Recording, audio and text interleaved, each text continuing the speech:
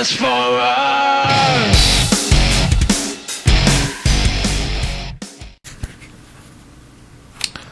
Riddle of the Great Beings, Chapter 1. Tardak blinked the sweat out of his eyes. Times like this, he wished he didn't have to work in full helmet and armor. But even here, so close to the free city of Atero, it was a little too dangerous to be out in the desert on your own and unprotected. His task here was routine. Along with Agori from various villages, Kiri, Crotetius, Skidonius, and Kerbold, he was in Atero to help prepare the arena for the coming tournament. Even with care throughout the year, there was always a need to do minor repairs before Glatorian from all over descended on the place. Of course, Tardak hadn't kept at that work for very long, not when there were ruins not far away that he could explore. Making an excuse about getting some supplies from his wagon, he had slipped out of the city and found a likely spot to dig. It was hard work and hot work. He could have used a helper, but that wasn't doable. Kiri was much too dedicated to the work in Atero. Kerbold just wanted to get done and get back to Equinox. Skidonius was kind of a creep, and Crotetius he barely knew. No, he decided, he digs best who digs alone. His tool hit something, buried about 4 feet down in the sand. Fishing it out, he found it was a square of metal, about twice the size of his hand and obviously broken off something larger. Inscribed on it was a circle, with a much smaller circle inside and at the bottom of it. Tardak frowned. He had run across things like this before, with similar symbols. He had no idea what they meant, and neither did anyone else, so far as he knew. If they were a language, what language, and spoken by whom? It was frustrating, because he had not found enough samples to even begin trying to decipher the symbols. He turned the piece of metal over, hoping there would be another symbol on the back. Instead, he found something quite different. A map had been scratched into the metal. Some of the places on it he recognized, some he did not. At the bottom of the map was a mountain chain that looked a great deal like the Black Spike Mountains to the north.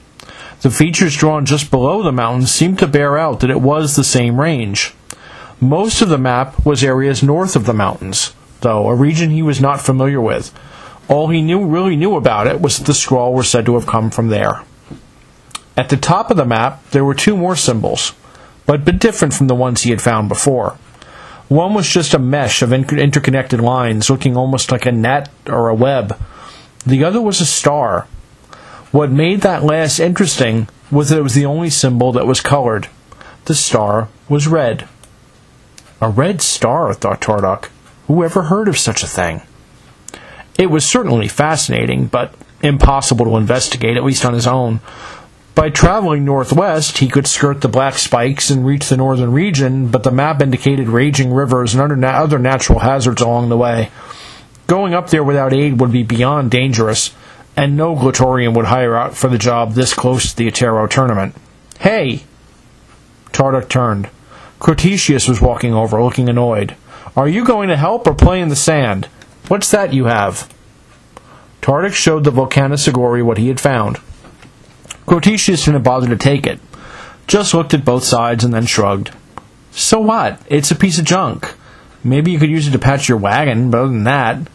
What a Vorox, muttered Tardak to himself. Aloud he said, You're probably right. I mean, that red star, what's that all about?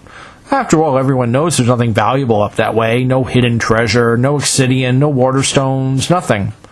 This, of course, was a tremendous lie, and Tardak knew Crotetius would never believe it. In fact, he was counting on that. Rumors flew faster than grains of sand in a sandstorm about what might be to the north.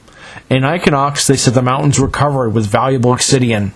In Volcanus, they said there were entire valleys of water stones, those valuable rocks that could be split open to reveal pure water inside. As for Tejon, well, they were pretty imaginative there, and the Agori of Tessara just didn't want to even talk about it. Now Crotetius reached out to take the piece of metal and get a closer look. You know, if you like, I could take this scrap metal off your hands. Maybe you'd like to trade? Later on, Tardak would be unable to explain just why he said what he did. Maybe after years of digging in the sand and finding pieces of a puzzle but no way to solve it, he had just had enough. If he didn't take a chance, he would never find any answers. Sure, I'll trade you, he said. You can have the piece of metal, if you go with me to find that red star, or whatever it is. Go up there? Are you crazy? Said Cretaceous. That's the offer, Tardik said firmly. We have enough time before the tournament starts to get there and get back. He actually wasn't sure that was true, but wasn't going to tell Cretaceous that. Think about it, he continued. What if there's something really valuable up there? Something that changes everyone's life in Barra Magna? Well, I mean, you'll be a hero. Cretaceous smiled.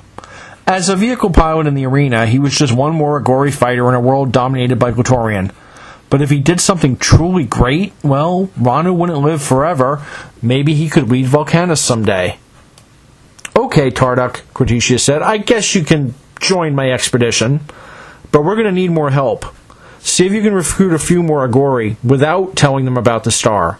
And we leave at dawn.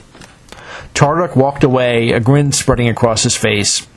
Sure, he hadn't been completely honest, but sometimes you had to take shortcuts in the pursuit of knowledge, right? Little did Tardik know that shortcut was about to lead him right into a nightmare. To be continued.